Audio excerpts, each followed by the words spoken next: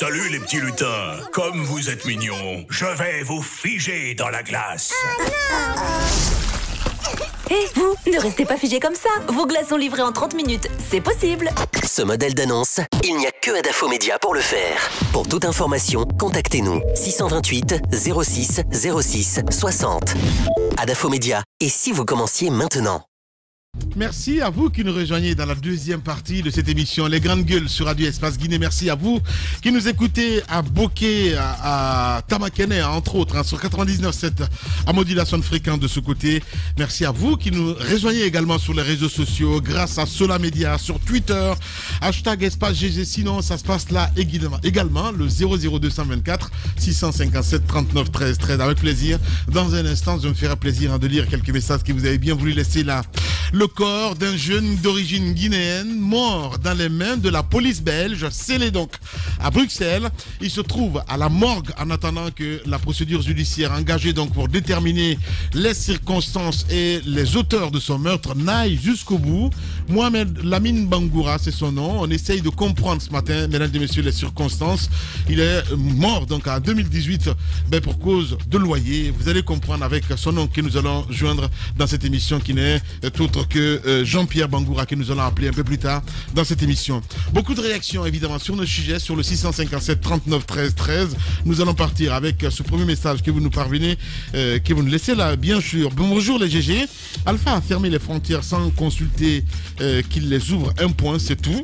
Nous restons toujours dans le sillage avec cet autre évidemment qui nous écrit sur le 657 39 13 13. Bonjour les GG. Alpha Condé a une dent contre le vice-président léonais à cause de son nom.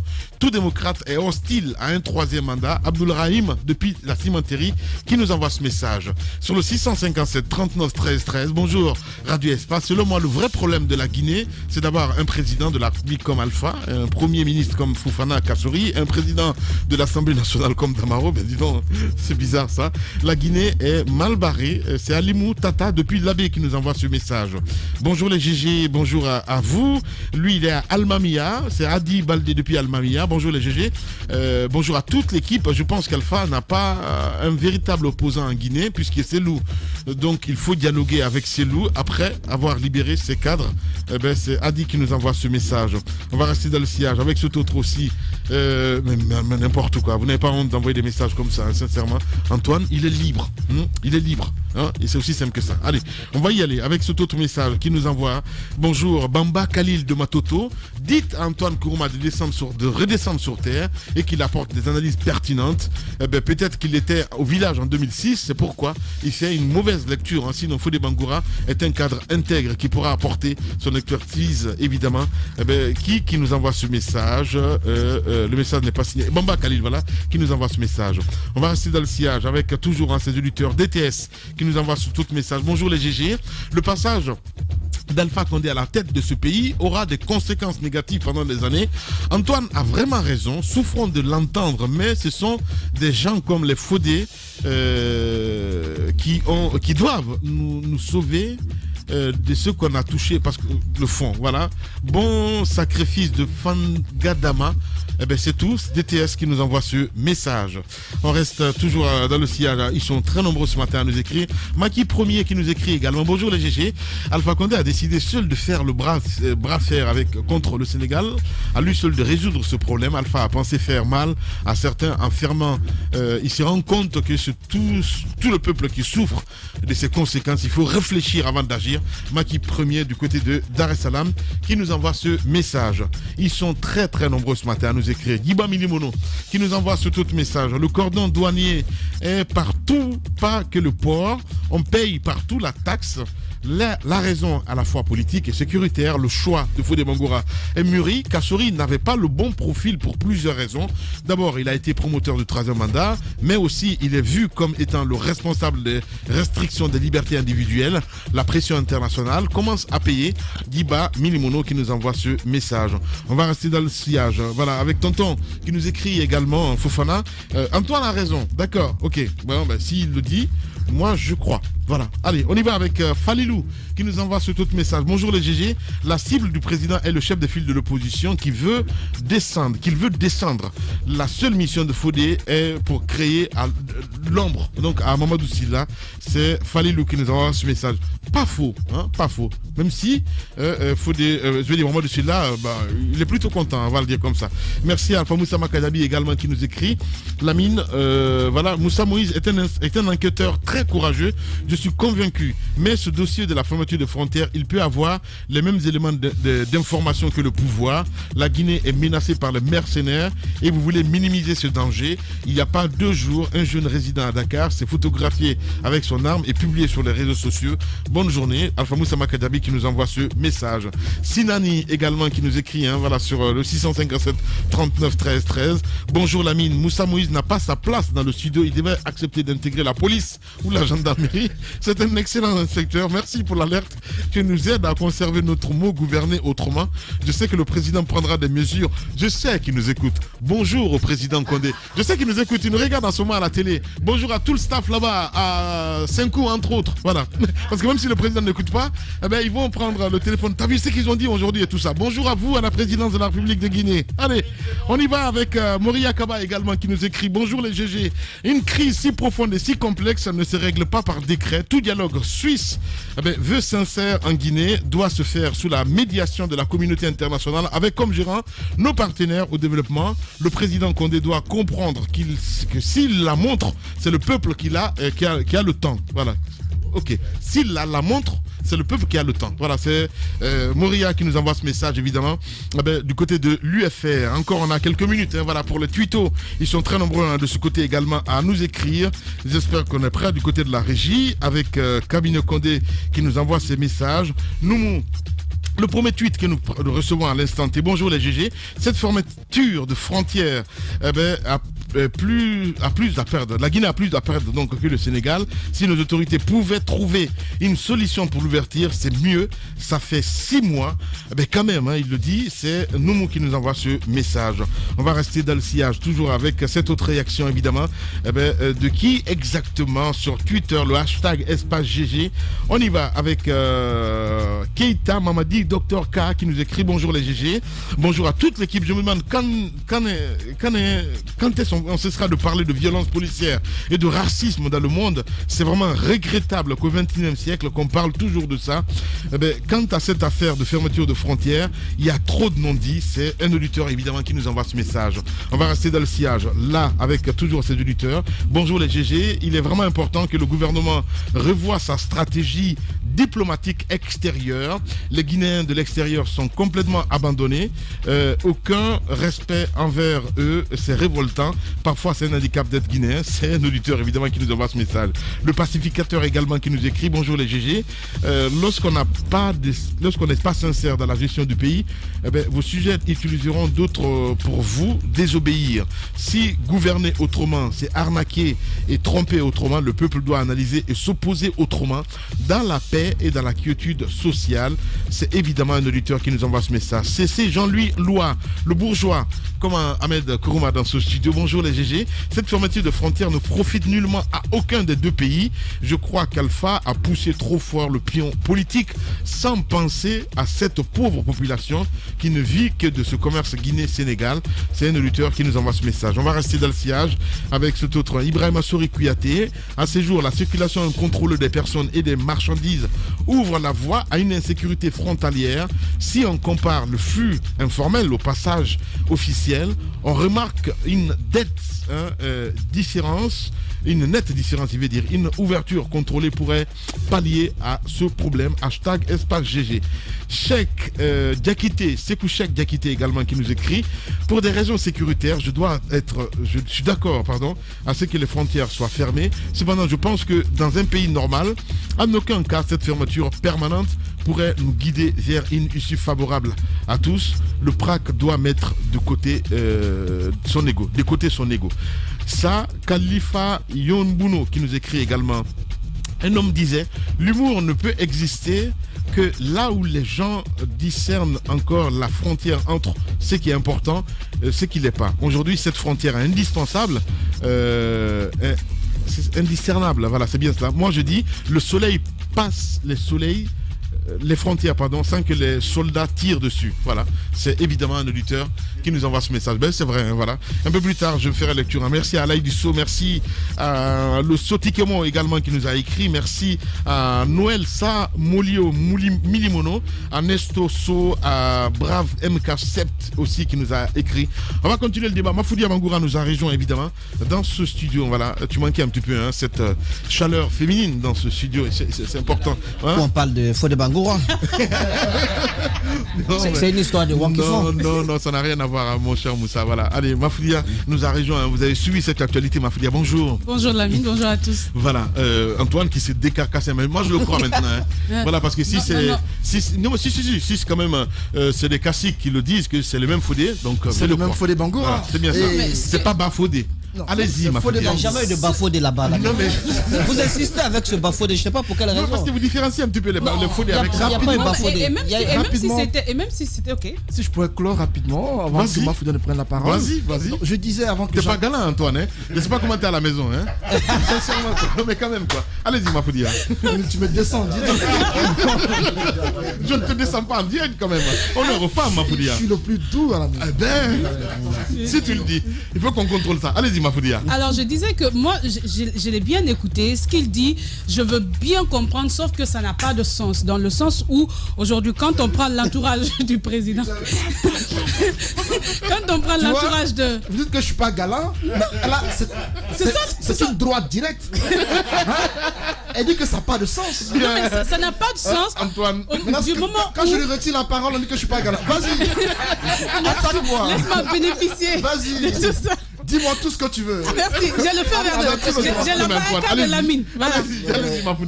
Alors je disais que ça n'a pas de sens dans le sens où aujourd'hui on a quand même autour du président Conté beaucoup de gens qui ont accompagné le général Lansana Conté. Si tout ceci ne fait pas mal, aujourd'hui je pense que le débat devrait porter sur ce que M. Bangoura pourrait faire dans le cadre de la réconciliation qu'on est en train de prôner, quand on sait que ça aussi on aura à redire parce que tout ne dépend pas. Il y avait déjà eu un cadre de dialogue avec les religieux à la tête. Ces religieux-là, je crois, ils ont fait le tour de la Guinée. Ils ont écouté des gens. Ils ont tout fait pour qu'on puisse aller vers une réconciliation. Rappelez-vous, je crois, il y avait une rencontre et le président était invité. À côté...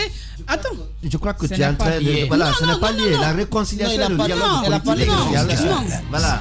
C'est un peu dans le même monde. C'est dans le même... Quand on dit aujourd'hui d'aller vers le dialogue... Alors, parlons de dialogue. Vous allez aller dans le dialogue aujourd'hui. Qu'est-ce que vous réconcilier? C'est pour se réconcilier.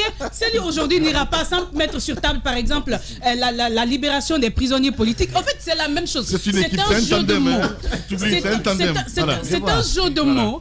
C'est un jeu de mots. Et dans l'ensemble, on se retrouve dans une situation où on est amené à traiter de ces problèmes parce qu'on ne fait pas ce qu'il faut faire. On a un pays où lorsqu'il faut travailler, on ne le fait pas. On a un président qui s'amuse à faire et à défaire. On se retrouve avec des crises qui nous amènent vers des cas de mort. Et quand il y a des cas de mort, la situation se crispe. Après, on essaie de trouver une porte de sortie. On peut appeler ça dialogue, on peut appeler ça réconciliation, mais c'est qu'on veut juste s'asseoir pour s'entendre sur quelque chose. Maintenant, la suite, c'est de savoir est-ce que ce dialogue-là, que ça soit Fodé ou même qu'on amène aujourd'hui Ariana Fodé, paix à son âme, tous ceux qui ont réellement accompagné le président Condé, aujourd'hui, on a à la tête de la Caisse nationale de sécurité sociale quand même Malik Sankom. C'était pas n'importe qui avec le régime Condé. Voilà, ils étaient tous là. Il y en a beaucoup. Si on a accepté toute cette collaboration à un moment donné pour dire que c'est parce qu'on veut que le pays avance, et bien lorsqu'on met Fodé Bangoura à la tête d'une structure de réconciliation, où est le problème? Parlons plutôt de est-ce que cette réconciliation va aboutir avec le président actuel qu'on a? Est-ce qu'il laissera la main libre à ceux qui auront la charge de mener cette collaboration? Et d'ailleurs, est-ce qu'il répondra? Parce que déjà, on a le président de l'UFDG qui dit ne pas se sentir concerné. Et lorsqu'il acceptera, la première des choses, par exemple, c'est pour dire qu'il faut aller vers la libération des prisonniers politiques. Est-ce que le président Alpha Condé acceptera? Il y a beaucoup de choses qu'il faut prendre en compte. Moi, je reste sceptique quant à l'issue parce qu'encore une fois, un pays qui est réconcilié, qui est en train de travailler, ça dépend du leadership. Et ça, aujourd'hui, il y a un véritable problème.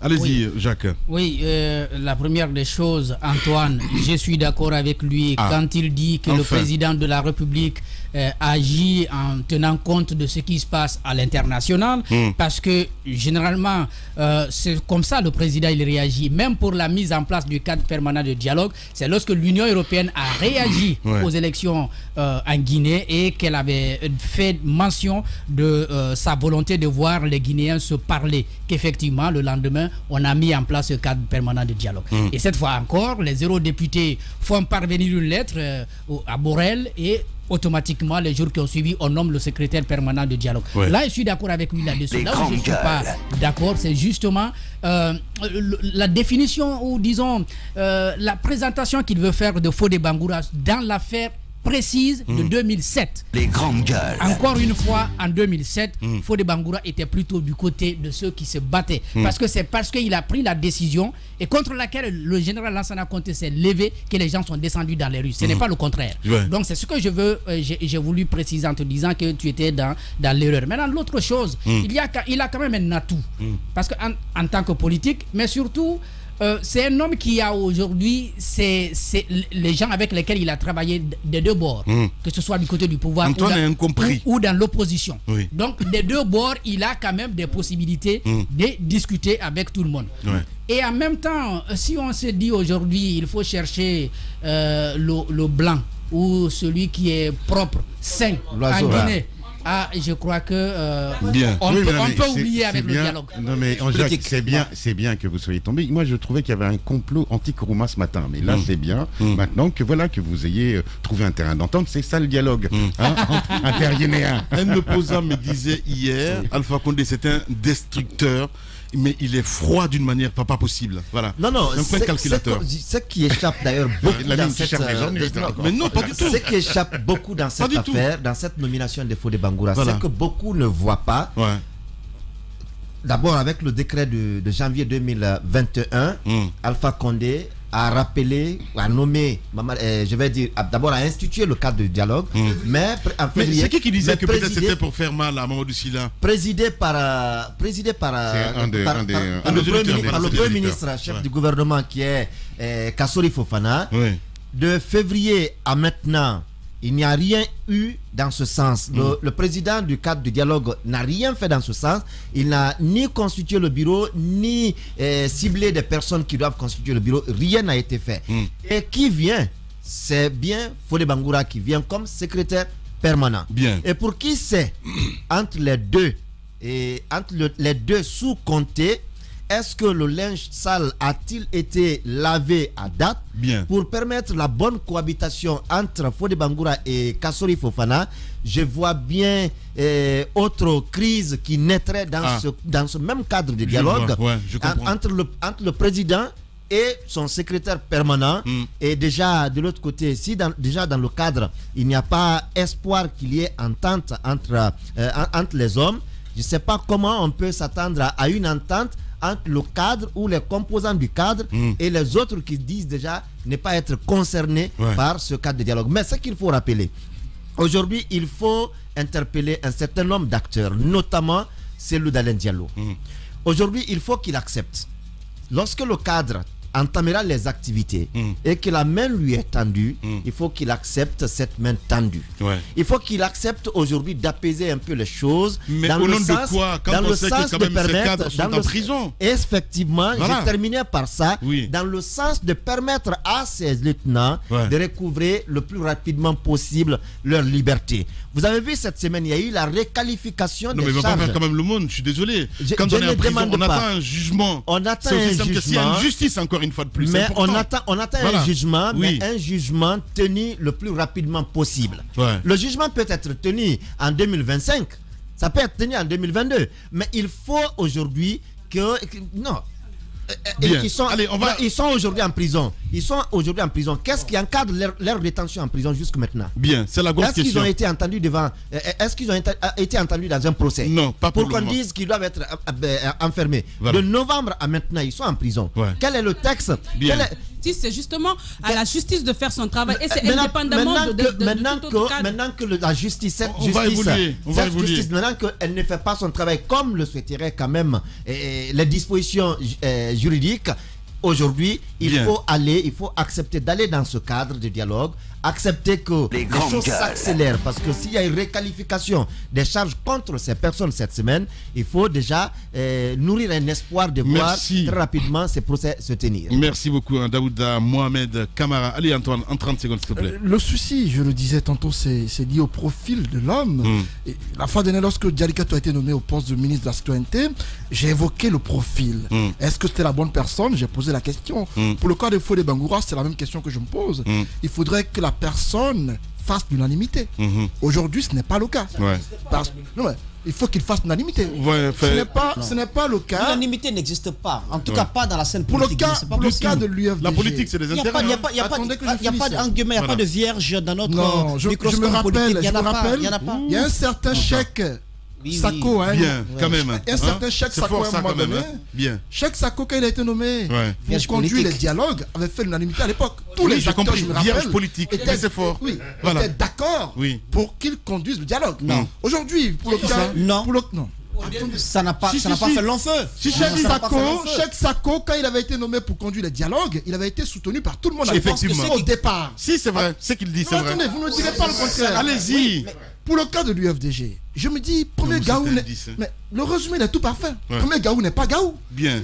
Le parti de Selou a été plusieurs fois trompé. Selou, même moi, je l'ai qualifié de naïf politique. Je l'ai dit dans ce studio, plusieurs fois on l'a roulé dans la farine. Alpha Condé, plusieurs fois l'a reçu à Sékou Touréa. Il y a eu des pourparlers. De rien, il n'y a pas eu de respect des engagements pris. À un moment donné, lorsque beaucoup vous disent, mon Dieu, oh là là, lorsque tout le monde dit que vous êtes quelqu'un de naïf, vous ne connaissez pas la politique, vous êtes contraint à un moment donné de faire du recul. Tout ce qui se dit, vous êtes obligé de revoir vos propos pour ne pas qu'on dise que vous y croyez bêtement. Merci. Aujourd'hui, la position de l'UFDG, je la comprends et je me dis, même si je fais partie de ceux qui veulent qu'ils revoient un peu leur position qui est un peu trop radicale, mais je les comprends aussi lorsqu'ils... Tu souffles le chaud, le froid. Non, pas du tout, pas du tout. Tu souffles le chaud, le froid. Lorsqu'ils émettent des réserves. Mais j'espère juste une température. Non. J'espère juste qu'ils vont... Il est tiède. J'espère juste qu'ils vont être moins radicaux. Parce que... il balait tout ce qu'il a dit. Je ne parlais pas. Allez, merci beaucoup. J'ai envie de rappeler la raison. Il faut pas baser son jugement sur les premiers coups de canon qui sont venus de l'UFDG. On vient à peine de nommer le secrétaire permanent, il y a eu déjà une réaction du côté de l'UFDG. C'est normal. Ce sont les ballons d'essai qu'on leur envoie. Mais il appartiendra au nouveau secrétaire permanent de démontrer de quoi il est capable en matière d'approche. C'est-à-dire que c'est ce moment-là dont peut se servir l'UFDG pour mettre sur la table l'une des conditions à sa participation à ce dialogue. Moi, en tant que président du parti, je mettrai, parce qu'il faut un cadre quand même, au sein duquel je peux poser mes conditions, je mettrai sur la table la libération de mes responsables et de mes militants qui sont arbitrairement détenus à la maison centrale. Voilà ce que je peux faire. Mais cela ne peut prospérer que dans un cadre formel. Je pense qu'on a tous intérêt à ce que ce cadre-là soit vraiment, puisse prospérer. Et en politique, il n'y a pas de formel. Allez, vous êtes chez les GG. Vivez une fête sensationnelle, mortelle, exceptionnelle. Multidimensionnelle peut-être? Non, désolé. Ah, d'accord. Ce modèle d'annonce, il n'y a que Adafo Média pour le faire. Pour toute information, contactez-nous 628 06 06 60. Adafo Média. Et si vous commenciez maintenant? L'actualité ici avec vous, mesdames et messieurs, jusqu'au port de 11h. Je le disais tantôt, le corps d'un jeune d'origine guinéenne mort dans les mains de la police belge, scellé donc à Bruxelles. Il se trouve à la morgue en attendant donc que toute la lumière soit faite là-dessus. Nous allons joindre, essayer de comprendre ce matin, mesdames et messieurs, avec son oncle, donc qui n'est autre que Jean-Pierre Bangoura, qui va intervenir d'un moment à l'autre sur notre antenne. Il faut le rappeler, donc je le disais tantôt, il se trouve donc à la morgue en attendant que la procédure judiciaire engagé pour déterminer les circonstances et les auteurs de son meurtre n'aille jusqu'au bout.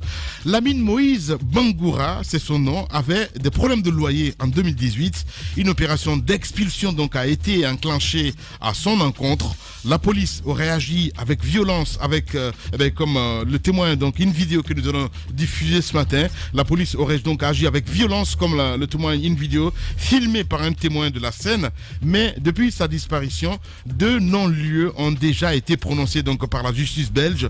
La famille qui soupçonne un traitement raciste des juridictions de ce pays, promoteur des droits de l'homme, ne veut rien lâcher et même sans le soutien évidemment de l'ambassade de la Guinée en Belgique, elle compte saisir donc les hautes juridictions de son pays d'accueil et de l'Union européenne. Ce matin, nous en parlons avec Jean-Pierre Bangoura, qui n'est autre donc que l'oncle du défunt donc Lamine Moïse Bangoura, que nous allons appeler un peu plus tard. Mon cher Ahmed, on parle économie ce matin.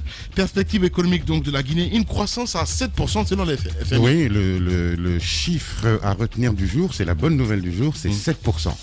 Alors, je voudrais développer juste, vous me laissez un peu de temps pour développer. Allez. Il y a quelques mois, le Premier ministre avait dit que d'ici 3 ans, nous rattraperions, nous serions en capacité de rattraper la Côte d'Ivoire en termes de richesse cumulée. Le mot cumulé est très important dans cette histoire. Il se trouve que Paris, il y a quelques jours, et Paris, nous ne sommes pas en odeur de sainteté à Paris, nous a donné une note extraordinaire et un blanc-seing. C'est la bonne nouvelle du jour, c'est-à-dire qu'on avait une croissance qui était prévue à 5,2 pour 2020, et elle est aujourd'hui de 7%. Et les autres chiffres qui sont vraiment, qui prouvent que notre économie actuellement est dans le vert, oui, vous pouvez rigoler, messieurs, mais c'est le cas. Bref, j'ai fini. Ce qui prouve que notre économie est dans le vert, c'est que nous avons, aujourd'hui, nous maîtrisons, en fait, on a été félicité par Paris parce que nous avons ce qu'on appelle une discipline budgétaire, malgré le Covid. Nous avons une dette intérieure et extérieure qui est de 41%, alors que l'ensemble des pays africains sont en moyenne à 60%. Et pour finir, notre taux de réserve, notre taux de change est aujourd'hui tel qu'on a 5 mois cumulés, on est capable de payer nos importations, voire même nos exportations. On a un cumul de 5 mois, ce qui jusqu'à présent n'était pas le cas puisque c'était de 3 mois. Donc en gros, la rigueur qui a été mise en place par le Premier ministre, la rigueur et la discipline budgétaire qui a été mise en place par Monsieur le Premier ministre, alors que tout le monde le raillait, je le rappelle, est en train actuellement de porter ses fruits. Ça veut dire quoi? Ça veut dire que malgré le Covid, malgré la crise économique mondiale, la Guinée est l'un des rares pays au monde à s'en sortir économiquement et avoir non seulement s'en sortir économiquement, mais avoir des perspectives économiques qui sont dans le vert. Alors, vous me direz, parce que je sens les sceptiques rétorquer, est-ce que le panier de la ménagère est-ce que ça retombe dans le panier de la ménagère? Alors c'est là où le bas blesse. C'est là où il y a la mauvaise nouvelle. C'est effectivement, d'un côté, on a des chiffres excellents, on a un gouvernement qui est dans la rigueur, dans la discipline budgétaire et dans des politiques publiques qui commencent à porter leurs fruits. Là où le bas blesse, c'est là où est mon bémol, c'est qu'il faudrait que malgré l'Agnès, malgré tous les instituts qui ont été mis en place par M. le Premier ministre, il faut qu'il y ait une meilleure répartition des richesses, parce que c'est là où le peuple va vraiment comprendre que le gouvernement, je dis bien économique, on n'est pas dans la politique, a effectivement eu raison. De dire que nous étions un des bons élèves économiques de la sous-région, voire même mondiaux, puisque la preuve en est, ce sont des chiffres qui ne mentent pas.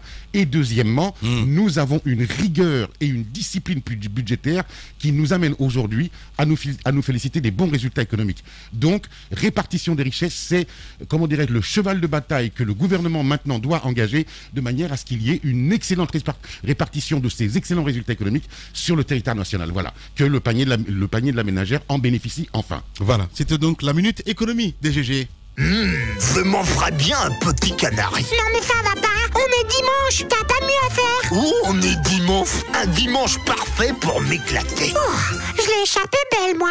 Ce modèle d'annonce, il n'y a que Adafo Média pour le faire. Pour toute information, contactez-nous 628 06 06 60. Adafo Média, et si vous commenciez maintenant? On en revient à cet autre sujet annoncé évidemment dans les titres. Mesdames et messieurs, nous partons à Bruxelles dans un instant. Le temps pour le réalisateur évidemment de joindre Jean-Pierre Bangoura, oncle paternel donc de ce garçon donc tué en 2018 du côté de Bruxelles. Jacques, vous allez nous planter le décor. Qu'est-ce qui s'est-il passé exactement? Donc c'est arrivé en 2018 comme on l'a dit à Roeselare, c'est au nord de Bruxelles. Un jeune d'origine guinéenne qui avait des problèmes de loyer dans dans la ville reçoit un jour un huissier de justice en compagnie de 3 policiers et on lui demande, n'est-ce pas, de libérer la maison. Après, il fait savoir, selon bien entendu les explications qu'on a pu remonter à la famille, qu'il n'a pas reçu au préalable une notification lui demandant donc de libérer la maison. Finalement, on lui dit la notification est arrivée à travers la municipalité, donc il devrait effectivement partir. Le même jour, je crois, dans la ville, il y avait 3 expulsions qui étaient programmées. La police va donc s'engager à le faire partir. Il va résister et on fait appel à des renforts. 4 policiers vont s'ajouter sur les 3 qui étaient déjà sur place. On voit la vidéo à l'instant. Voilà, la vidéo, vous la voyez donc. On va donc s'attrouper sur lui. Ça c'est arrivé avant George Floyd, sauf que lui, il n'y a pas eu assez de communication autour. Mais effectivement, on l'entend à un moment donné crier. Et il était en train d'agoniser. La police a continué à le maintenir dans cette situation. Et finalement, ils vont se rendre compte que la situation les échappait. Ils vont donc faire appel à une ambulance. Le temps pour l'ambulance de l'amener, parce qu'on avait attaché aussi avec les cordes qui sont souvent utilisées là pour sécuriser un peu les bagages quand on veut faire le déménagement. Et finalement, c'est à l'hôpital, on va constater que il y avait cette corde-là au niveau de sa poitrine. On va demander de le libérer un peu. On le libère. Malheureusement, Lamine Moïse Bangoura était déjà mort. Depuis donc cette époque, la famille qui était à Anvers a demandé la lumière sur cette affaire pour qu'on sache de quelle manière le jeune est décédé. Parce que le rapport de la police qui est arrivé au niveau des juridictions a fait état d'une mort aux circonstances méconnues. Donc on disait qu'on ne connaissait pas les circonstances dans lesquelles il était décédé. Or, il semble que l'huissier de justice et qui était accompagné de son chauffeur. Donc le chauffeur, avait donc filmé la vidéo. Donc la vidéo est parvenue à un moment donné à un certain niveau. Donc comment on appelle ça, les compatriotes ont pu entrer en contact avec cette vidéo. Il y a donc la bataille judiciaire qui est engagée depuis 2018. 2 non-lieux ont été prononcés. La famille demande au moins le corps qu'on le rapatrie en Guinée pour son enterrement.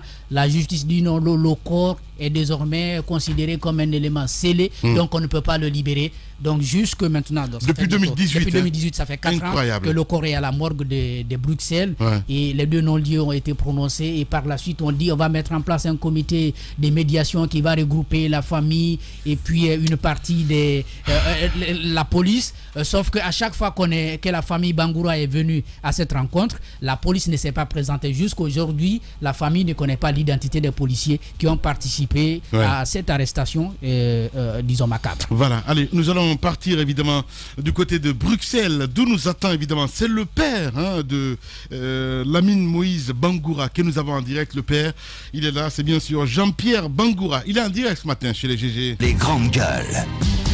Monsieur Bangoura, bonjour. Oui, bonjour monsieur. Bienvenue sur Radio Espace et dans cette émission Les GG, mon cher Jacques, allez-y. Alors, bienvenue. Aujourd'hui, donc, vous avez déjà, si vous voulez, perdu, on peut le dire comme ça, 2 fois devant les juridictions. Et c'est quoi la prochaine étape? Et si vous pouvez, bien entendu, commencer par nous présenter brièvement la situation de votre fils à Bruxelles et les prochaines étapes que vous comptez engager pour obtenir soit le corps ou au moins la vérité. Donc, présentement, quand Lamine venait de décéder le 7 mai 2018, nous avons porté plainte contre X et cette plainte nous portait partie. Allez, on l'a perdu, hein, voilà, on va essayer. Allez-y, allez-y, monsieur Bangoura. Vous m'écoutez? Allez-y, vous êtes à l'antenne. Non. Nous avons demandé à ce que le juge puisse nous permettre qu'on puisse expatrier le corps en Guinée pour un enterrement digne. Donc, cela a été refusé, que Lamine ne peut pas être enterré ailleurs, sinon que sur le sol belge.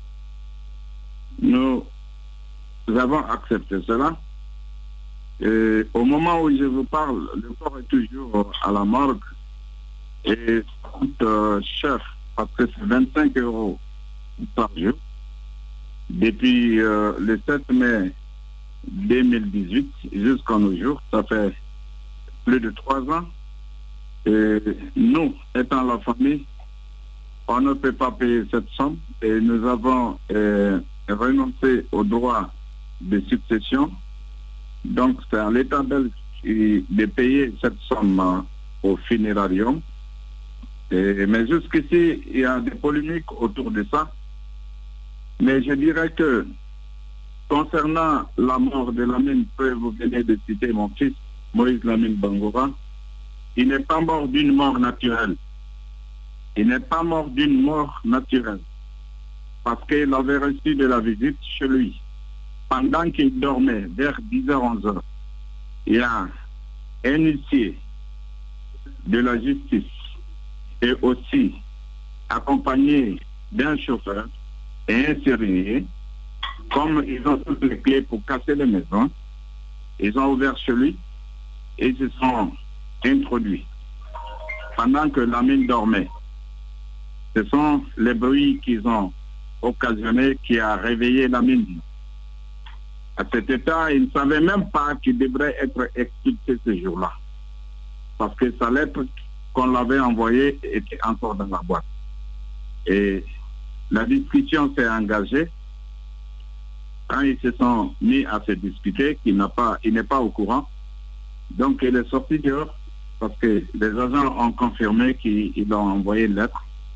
Alors il est sorti dehors, il a ouvert sa boîte à lettres et commence à lire cette lettre. C'est une chose qui prouve que la personne qui devrait être expulsée n'est même pas au courant de son expulsion. On devrait quand même renoncer pour revenir un autre jour, pour donner un autre rendez-vous, pour que la personne puisse arranger ses affaires personnelles. Ouais. Mais ils ne l'ont pas fait. Bien. Et ces jours-là, normalement, ils devraient expulser 3 personnes. Ils ont été chez la première personne qui n'était pas à la maison. Donc, ça a été annulé. Ils ont mis la croix. Et la deuxième personne est tombée sur Lamine. Donc, comme Lamine était à la maison, il était sorti vers le dimanche. Le lundi matin, il était en train encore de récupérer. Bien. Donc là, c'est ce que je viens d'expliquer. La discussion s'est engagée autour de son institution. Il n'est pas d'accord. Jacques nous a planté le décor, évidemment. On a bien compris, M. Bangoura. Allez-y. Alors, M. Bangoura, vous dites que vous avez demandé à ce qu'il subisse, je vais dire, un enterrement digne et cela devait se faire au pays. Qu'est-ce qu'on vous a opposé comme argument de leur refus de vous retourner le corps et de vouloir coûte que coûte qu'il soit enterré, pas ailleurs, mais en Belgique? Peut-être d'abord, M. Bangoura, pardon, d'abord avant de répondre à cette question, c'était de savoir au niveau de l'ambassade, parce que la Guinée est engagée évidemment, là, hein, notre ambassade du côté de la Belgique. Qu'est-ce qui a été fait dans ce sens-là, M. Bangoura, parce que c'est très grave quand même là. Donc, ce que je pouvais dire à cette question, parce que notre avocat a fait une demande au juge d'instruction pour pouvoir expatrier le corps en Guinée pour un enterrement digne. Mais une semaine après, le juge d'instruction a répondu qu'on ne peut pas faire bouger le corps, qui devait être inhumé seulement sur le sol belge. Donc, étant donné qu'ils avaient déjà mis le corps sous scellé avec un numéro de série, et même pour la levée du corps à l'hôpital, ils étaient accompagnés par la police.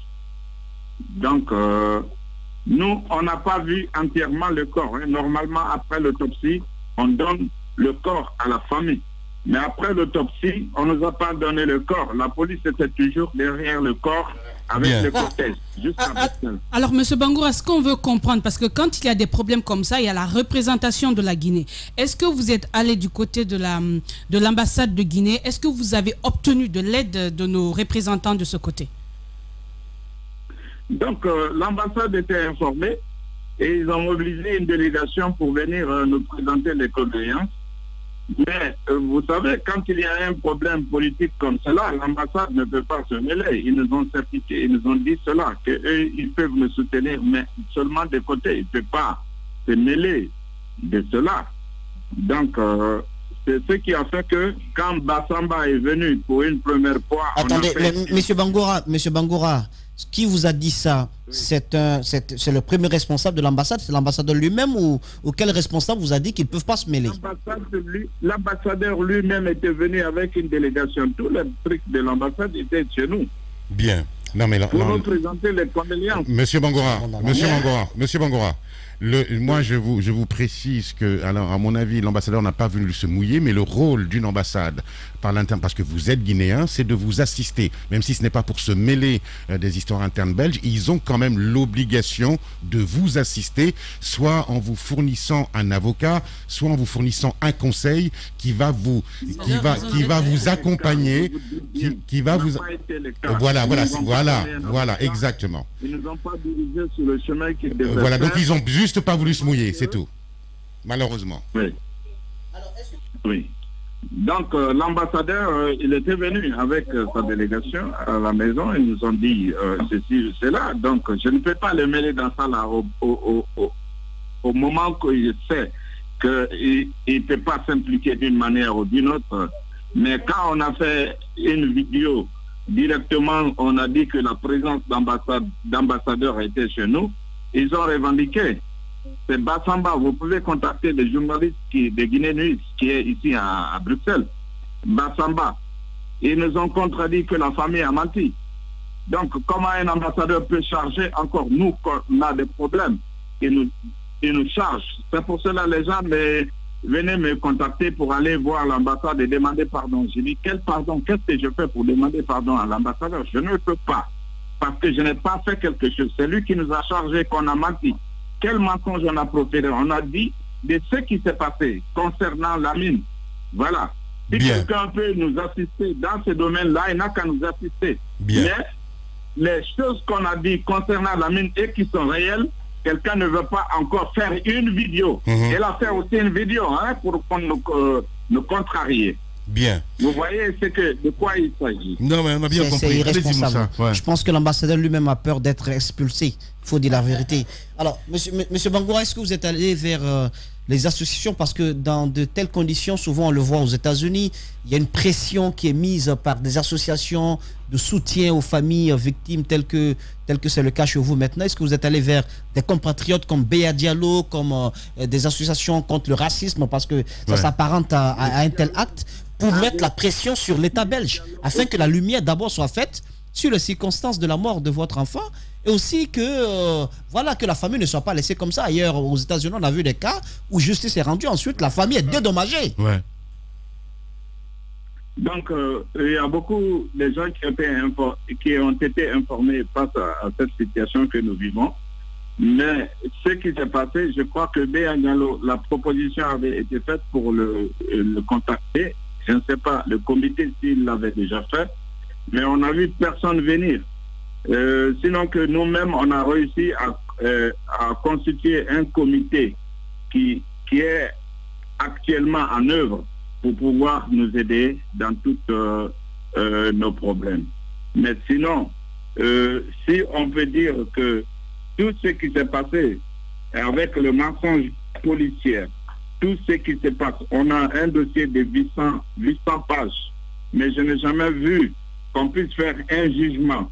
On parle d'un mort d'homme. Je n'ai jamais vu qu'à la justice qu'on puisse trancher ce genre d'affaires sans la présence des victimes présumées ou des témoins présumés. Parce que si je compte ici aujourd'hui, nous avons 11 témoins, à savoir les 8 policiers qui étaient sur la mine, et il y a aussi les 3 agents des lycées, à savoir l'huissier lui-même, son chauffeur, et le serrurier. Donc, 11 témoins. Parmi ces témoins oculaires qui ont vécu et vu comment la mine est décédée. Donc, Personne n'a été à la barre pour pouvoir témoigner. Et on se contente seulement de donner le non-lieu. Comment vous voulez.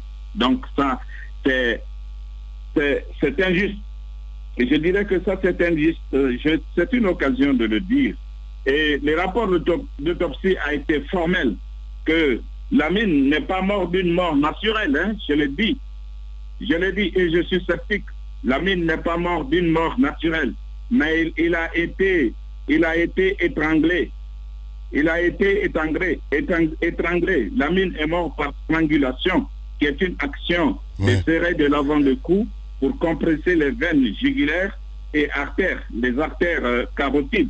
D'où son évanouissement est mort par asphyxie de contention physique. Donc, le rapport d'autopsie a déclaré clairement que il y avait aussi une force exercée, une force oppressive exercée au niveau de son cou. Mais vous imaginez, quand quelqu'un meurt dans cet état-là, il y a même les traces des mains des assaillants sur son cou et qu'on nous refuse la vérité. Ça, je ne comprends pas. C'est du racisme. Voilà, justice pour Lamine Moïse Bangoura. Mesdames et messieurs, à l'instant T, donc vous écoutez son père Jean-Pierre Bangoura du côté de Bruxelles. On va suivre ce dossier de près. Merci beaucoup en tout cas, monsieur Bangoura. Nous allons essayer d'appeler la diplomatie guinéenne, le ministère des Affaires étrangères ici en Guinée pour essayer de comprendre évidemment qu'en est-il de ce dossier. Merci beaucoup et bon courage surtout du côté de Bruxelles, d'où vous nous écoutez et vous nous regardez à la télévision. Les GG continuent sur Radio Espace.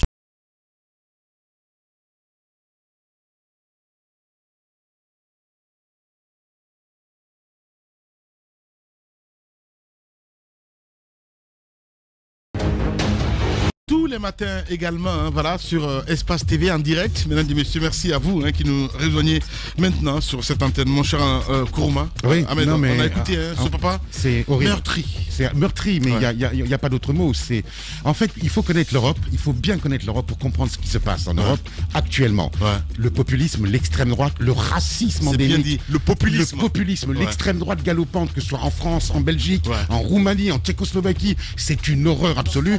En ce moment, il vaut mieux pas être nègre ou arabe dans ces pays-là, croyez-moi. Et puis, il y a une tradition, mais alors ça on le sait, en Europe, la police, rares sont les crimes qui ont été commis, des crimes racistes, donc qui ont été avérés. Il y a les jeunes Bouna qui ont été tués, il y a Maliku Sekine quand moi j'étais étudiant, enfin, bon nombre de crimes racistes ont été produits en Europe et la justice a toujours, mais comment comprendre systématiquement, parce que c'est une tradition, la justice couvre les flics. Ok, voilà. Je pose cette question parce que le père de Lamine disait à un instant que l'ambassade de Guinée. Alors, on va y venir.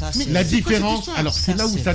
La différence entre la mentalité des anglo-saxons, je dis bien des nègres anglo-saxons et des nègres francophones, c'est que les nègres anglo-saxons sont solidaires.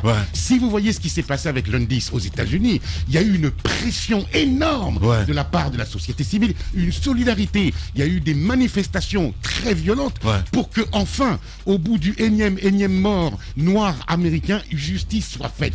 Il y a même eu des émeutes. Il y a eu des émeutes. Il y a eu des émeutes et il a été le policier a été condamné. En Europe, malheureusement, les francophones, les noirs francophones ne sont pas solidaires des Indiens. Mais ça commence par nos ambassades et ensuite ça va par les associations. Il faut faire pression sur les différents gouvernements européens qui sont prompts à nous mettre sur des listes, qui sont prompts à nous donner des leçons de droits de l'homme, alors que chez eux, il y a des flics qui tuent nos compatriotes et que ensuite on va balayer ça et mettre ça dans des non-lieux. C'est une horreur, c'est du racisme. Il est temps que les Africains se réveillent. Bien. Ahmed Kourouma, allez-y, mon cher Antoine. Khalil, l'actuel ministre des Affaires étrangères, a été présenté comme la solution aux maux dont nous souffrons. J'espère que ce dossier va en faire une priorité afin qu'on sache ce qui se passe.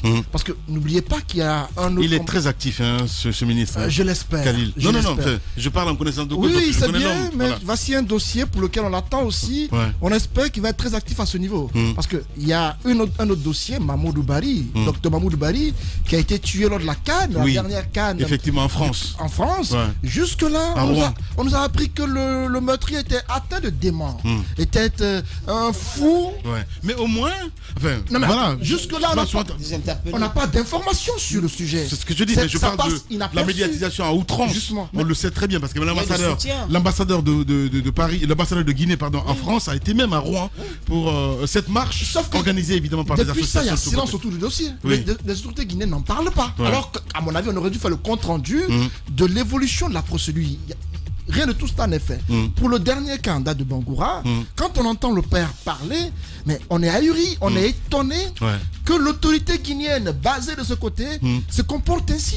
De charger même la famille à dire que c'est des menteurs. Mais c'est quand même incroyable. Quel que soit le motif pour lequel ce jeune a perdu la vie, c'est un Guinéen qui est mort quand même. Justifiable. Parce qu'à mon avis, quand George Floyd a été tué aux États-Unis, c'était pas un homme sain, George Floyd.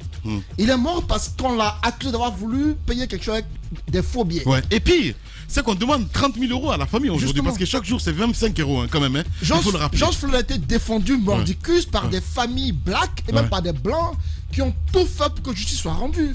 Le policier a été récemment condamné, il a été reconnu coupable. Merci. Mais en Guinée, je suis surpris que la communauté guinéenne vivant à Bruxelles ne fasse pas de battage autour de ça. Si. Non, je ne vois rien. C'est en 2018 quand même, mon cher ami. Depuis ça jusqu'à ce jour, je ne vois pas d'événement majeur autour du dossier. C'est de cela que je parle. Des images existent. On peut bien faire des choses afin que la Belgique rende justice et que le corps soit rapatrié en Guinée pour qu'il soit enterré ici. Merci beaucoup Antoine Kourma. Allez-y mon cher Moussa. L'appartement qu'occupait le défunt, Lamine. Lamine Moïse Bangoura. Oui, Lamine Moïse Bangoura. Cet appartement n'a pas la valeur de la vie de ce jeune. Je suis d'accord. C'est pas possible. C'est dire que moi, les bras m'en tombent ce matin parce que en écoutant le père, je sais pas, mais j'étais dans un autre état. C'est incroyable. Ce qui me révolte, ce qui me révulse, c'est l'attitude expliquée par le père de l'ambassadeur qui va dans de petits souliers au domicile du défunt et qui a peur que les autorités belges soient informées que lui, ambassadeur, il est allé juste présenter ses condoléances. Il faut que lui soit rappelé. C'est pas un ambassadeur, ça. C'est pas un ambassadeur. C'est un poltron. C'est pas possible. On vous dénie même, on vous arrache le droit d'aller présenter des condoléances. C'est incroyable. Vous n'avez pas pris position. Vous n'avez pas dit, ben, écoute, la justice belge, qu'est-ce qu'elle fout? Vous êtes allé saluer. Vous niez cela alors que vous l'avez fait. Et vous demandez au père de présenter des excuses pour nier le fait que vous êtes allé. Il soutient. Vous êtes allé, jusqu'à demain, vous êtes allé là-bas à la maison. Vous êtes allé présenter vos condoléances. À un moment donné, il faut se respecter. La respectabilité d'un pays passe par quoi? Par ces gens d'actes. Évidemment. Lamine touche. Mais prenez un expatrié blanc qu'il lui arrive la même chose. Ah ben oui, non, mais je le dis on ne va pas dormir, on ne dormira pas. Ça c'est clair. Voilà, on ne dormira pas. Je pense qu'il faut respecter le Guinéen partout où il se trouve. Quel que soit l'état dans lequel il est, quel que soit ce qu'il a commis. Je suis d'accord. Quel que soit ce qu'il a commis, il faut que l'État guinéen apprenne Soyons fiers d'être Guinéens, c'est très important. Il faut que l'État guinéen apprenne à défendre ses fils, ses filles et ses fils partout où ils se trouvent. Les Guinéens à l'étranger se sentent abandonnés. Je suis d'accord. Beaucoup d'entre eux veulent être Mauritaniens, Marocains, je ne sais pas moi quoi. Parce que souvent, on dit, mais vous n'êtes pas fier d'être Guinéen. Mais comment être fier? Dans ces conditions-là, on vous tue. Même le drapeau rouge, jaune, vert ne se lève pas, ne se lève pas pour vous défendre. On vous fait du mal, personne n'est ému. Comment vous pouvez être fier? Je comprends. Je trouve que c'est assez grave. 2 ans que le corps est à la morgue, 2 ans que rien n'est fait. Et ils n'ont même pas vu le corps, hein. Non, le père a dit. Et on fait un jugement à l'insu de la famille. Il faut que les Guinéens qui nous écoutent du côté de la Belgique, je sais que beaucoup ont des difficultés et tout, mais ceux qui peuvent le faire, sortez, organisez-vous et marchez. Il faut une pression. Face à la pression, au moins la famille ne demande pas ce qu'on ramène à la vie le défunt, mais non, au pas moins du tout. Qu'on dise à quelle condition il est mort. C'est aussi simple que ça. Allez-y, Mafoudia. Calme-toi, Moussa, je comprends. Non, mais je comprends très bien. On ne peut pas enlever de la tête ou du cœur des autres ce qu'ils pensent de nous, mais on peut les pousser à nous respecter. Évidemment. Et le respect passe par la façon dont on se considère déjà nous entre nous. C'est bien triste d'entendre le père aujourd'hui, c'est un aveu d'impuissance. Il aurait pu se baser. Aujourd'hui, l'ambassade aurait été un socle aujourd'hui sur lequel cette famille allait se reposer pour obtenir tout. On peut même comprendre qu'il n'y ait pas de justice, mais qu'on garde le corps pendant 4 ans, c'est assez absurde. Moi, mon appel ce matin, c'est à l'endroit de l'actuel ministre des Affaires étrangères, Khalil, qu'il saisisse le dossier parce qu'il n'est jamais trop tard. Aujourd'hui, cette famille a déjà besoin de faire le deuil. La justice, il est déjà mort, mais en tout cas, et que les sociétés, les associations aussi se lèvent parce qu'aujourd'hui, c'est le jeune Bangoura. Mais aujourd'hui, n'oublions pas que partout dans le monde, tout le monde peut être victime de ces genres d'attitudes. Évidemment, Mafoudi, allez-y, mon cher Daouda. Je crois qu'on est francophone, mais on a été plus traumatisé par cette francophonie que les Maliens, parce qu'on a vu le jeune Malien, par exemple, qui a été tué, comment la communauté malienne s'est levée en France pour exiger la vérité dans cette affaire. Mais comprendre ou entendre aujourd'hui que l'ambassadeur qui passe dans la famille et qui ne veut pas que les autorités belges se rendent compte de son passage là, et il ne faut pas qu'on aille un peu dans le raccourci. Lilou, il est là aujourd'hui avec tout ce qu'on sait sur lui, et il y a beaucoup d'échos dans nos ambassades à travers le monde. Aujourd'hui, je crois que ça doit être un autre défi pour lui, pour qu'il assise, je vais dire, la conviction de ceux qui croient en lui, de travailler dans le sens que cette famille Bangoura rentre vraiment, soit rétablie dans ses droits, qu'il ait le corps de son enfant et pouvoir le rapatrier en Guinée pour l'enterrement digne. Merci beaucoup, mon cher Daouda. Allez-y, Jacques, pour clore. Il y a quand même une foutaise derrière. Vous prononcez 2 non-lieux et puis on vous réclame le corps. Vous dites le corps est sous scellé. C'est juste une foutaise. Et puis, si on se fout tant de la famille Bangoura, c'est parce que derrière, on ne voit personne. Et je pense que les autorités guinéennes peuvent et doivent absolument se faire voir pour dire que ce compatriote, c'est le nôtre, même s'il a la nationalité belge, mais il est Bangoura, et les Bangoura, c'est ici, c'est la Guinée. Je crois que si on ne le fait pas, on va continuer à enregistrer ce genre de mots, parce que après Lamine Moïse Bangoura, dans la même Belgique, il y a eu d'autres Guinéens, je crois un autre Guinéen qui a été tué. Voilà.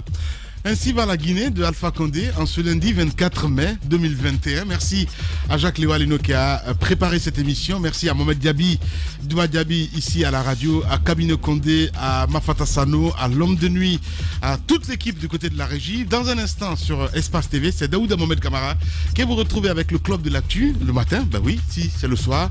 Les infos de 20h pardon, avec Aïssatou Sané. Prenez soin de vous. Demain on se retrouve si le propriétaire des jours à venir le veut bien. Prenez soin de vous, à demain, au revoir.